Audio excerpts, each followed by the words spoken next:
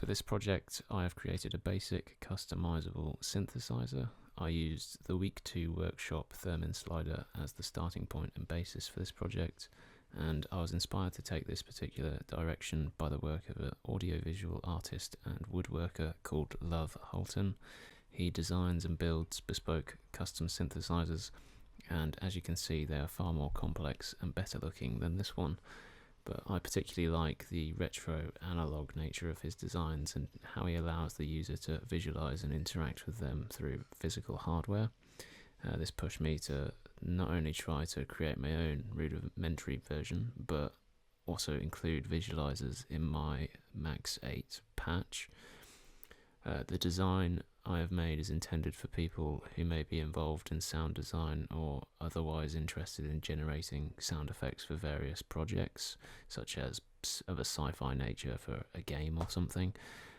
It could also be used in a musical setting, but this use case might not be ideal as there is some input delay due to processing. So how is it designed and how does it work? Starting with the physical interface, it is comprised of 6 input options, 3 rotary potentiometers, 1 slide potentiometer, and 2 push buttons. First, the right rotary potentiometer is positioned away from the other 2 to avoid confusion, as its function is not directly correlated with theirs. It simply enables and disables the audio processing with the first degree or 2 of rotation, and then any rotation beyond that is simply adjusting the volume level. It does this by checking if the output is above a certain threshold, which when it is, activates a toggle.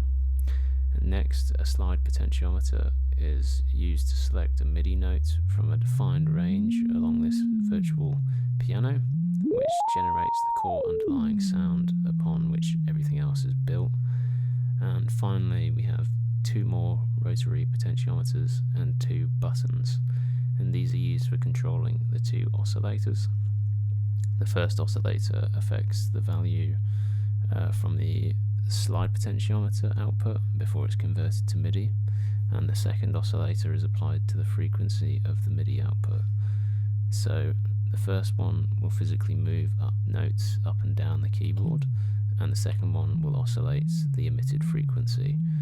And so the physical dial on the left here will change the frequency or the speed of the oscillation, while the one next to it adjusts the size or the range of that oscillation. Button 1 turns the first oscillator on and off, button 2 controls the second oscillator, and if you press both buttons at the same time, it will change which oscillator the dials control.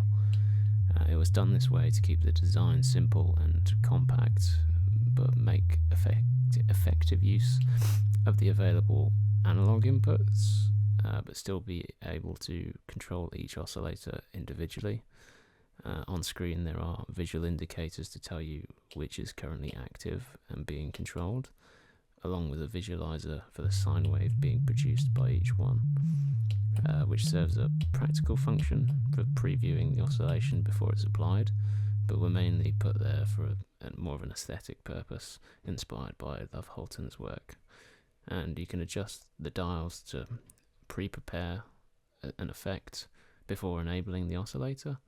So an effect can be pre-composed and then switched on and off at a desired interval, which could be beneficial in the event of a live musical performance.